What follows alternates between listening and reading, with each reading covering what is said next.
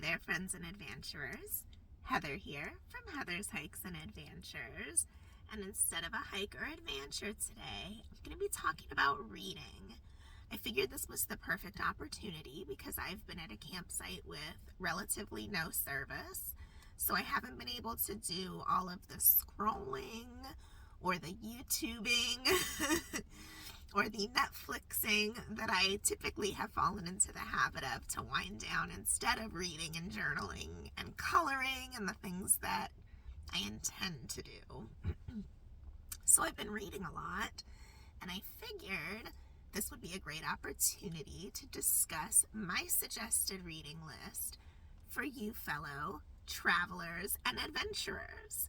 So this is going to be my first and what will probably be a series as I read new books and add to them or think of other books that I've read that are perfect for this type of thing. But I kind of wanted to do a suggested reading list that would appeal to the fellow adventurer, nomad, traveler, solo hiker, that kind of thing. You get it. So without further ado, let's get into my first suggested book list.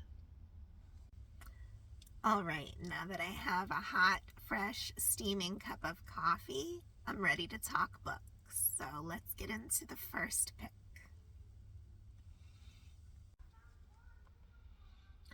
Okay, I'm starting with this one because I recently brought it up in a video when I was in the Everglades. Florida Authentica, your field guide to the unique, eccentric, and natural marvels of the real Sunshine State. 52 Florida Adventures, from manatee nuzzling to swamp trekking, by Ron Wiggins. He was a writer for the local paper here in Florida. One of the, not the, and a Florida native. He grew up in Gainesville. It says it's not only an authoritative guide, but a hilarious and inspirational memoir as well. And that describes this perfectly. It's so funny, especially once you've been to one of the places that you read about in here. And each page is only like each place is only like a few pages of the history and his personal experiences with it and a funny little twist. But it's so funny. I'm going to read to you just a tiny bit of Fakahatchee and Big Cypress where I just was, because he described it perfectly. Since I've been to Big Cypress and I love it, I can lovingly say this now, that it's true. If it's towering stands of old-growth cypress you want, you'll have to get back in the car and drive northeast to the Audubon Corkscrew Swamp, also on my list, in Naples. So let's concede Big Cypress National Preserve is misnamed because nobody wanted to call it Runty Little Cypress National Preserve. And then would you have been willing to take a free ranger-guided mile walk out into the Everglades water up to your hip pockets if you knew what the park should be really called? And that's so true, because you go through these old-growth cypress things and you're expecting these enormous cypress trees like you'll see sometimes with the bald cypress and some of the others. And these are so teeny tiny. They look like they're little baby trees, but they're not. They've been there for hundreds of years. So it's just really funny to me.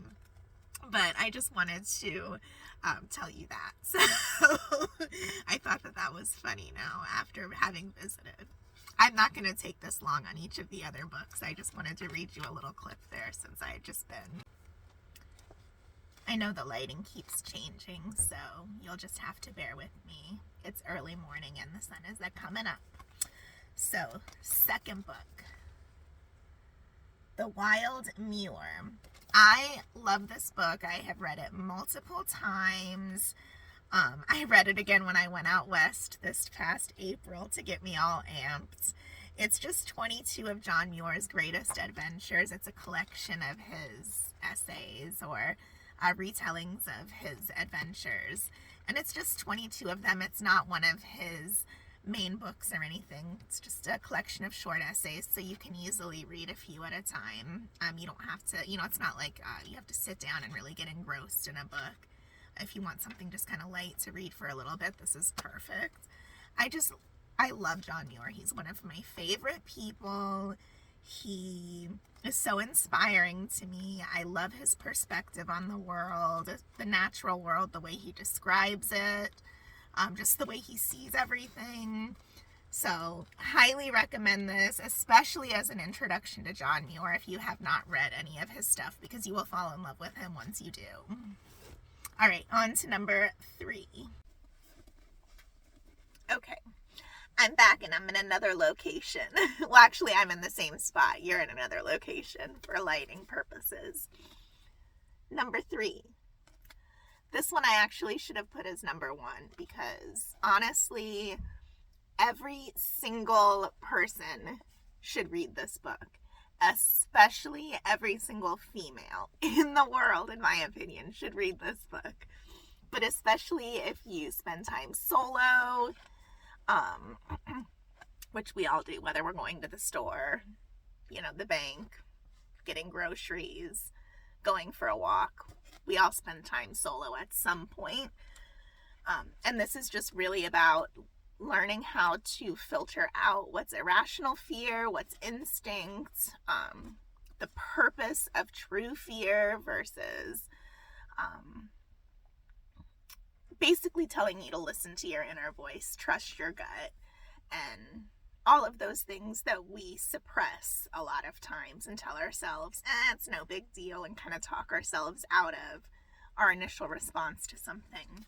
So this definitely is enlightening. It gives you great perspective, a new way to think of things, heightened awareness, and I really, really, really think that it enhances personal safety for everybody because situational awareness is so important, especially as a solo traveler or nomad. So, cannot recommend this one enough. If you're going to read nothing else, read this book right here. Definitely. And that brings us to number 4. And yes, you are. No, this is honestly a really good book. I have a tendency to have a lot of self-doubt. I'm always talking down on myself and am my worst critic, and so this is a great way to kind of retrain that kind of thinking to the opposite, to thinking you are a badass, and no, you don't actually suck, you're awesome. So I definitely need more of that perspective, reminder, mindset, outlook. So I'm going to be reading more of this type of book in 2023, but I do recommend this one if you have not already read it. I know it's not new. I know a lot of you have probably heard of it or read it already, but if not, do it. I mean, I'm not telling you what to do. I just am recommending. Okay, number 5. The last 2 books on my list today are a little more geared towards the females in my audience. Not that everybody wouldn't love them both, but let's face it, I'm a female. That's my demographic. So I'm going to gravitate towards books that appeal to that. But for fellow female solo travelers, nomads, read this book. It is so beautiful. Oh, it's so beautiful. I'm not even gonna read out loud to you from it because I can't do it justice, but the words are just, I love the way this is written. So highly recommend. And that brings us to my final recommendation for this book list anyways. Like I said, I'm sure there will be others in the future. This is not really themed for travel or related to travel, but it just kind of speaks to me in that way, if that makes sense. Probably not, but just go with it. I feel like other adventurers and travelers would also love this book, especially if you've been to the Southeast or the South. I know more of you have probably heard of this now that it's on Netflix. I still haven't actually watched it. I've only read it, so I am planning on watching it, but I always get a little scared to watch things once I've read the book and fallen so in love, because I'm always so disappointed by the movie if I'm like in love with the book. It never does the book justice, in my opinion. So, I don't know. Let me know what you think if you've read and seen this. If you think that watching it is just as good as reading the book. Still trying to take the dive and watch it. I've heard it's really good, but the book is just awesome. It's just beautifully written. It's a great story. It's so engaging, and it's just a great escape from reality. For me, it was anyway. And I don't know. Will you be able to guess the ending? So, in summation, because I just realized I did not actually say out loud all of the titles and authors, even though you could see them on the screen, I'm just going to run through them real quick one more time. Number 1 was Florida Authentica by Ron Wiggins. 2 was The Wild Mealworm, a collection of 22 of John Muir's wildest adventures. The Gift of Fear by Gavin DeBecker. You Are a Badass by Jen Sincero. Gosh, I always get so paranoid I'm saying names wrong, because I know my name always gets butchered. Women Who Run with Wolves. Myths and Stories of the Wild Woman Archetype by Clarissa Pinkola Estes. I think I said that right. Again, I'm sorry if I butchered it. And then lastly, but not leastly, Where the Crawdads Sing by Delia Owens. Again, horrible with names. Sorry. So there you have it, folks. Those are 6 books that I highly recommend you reading. Pick them up from your local library. I am a huge proponent of libraries. Download the Libby app and download it from the library. Order it from Amazon. I'll be sure to include the links for any of the links that I have for them down below. I didn't get all of them from Amazon. I got most of them from Amazon, but I'm pretty sure you can get them all on there, so I'll be sure to include links for them below.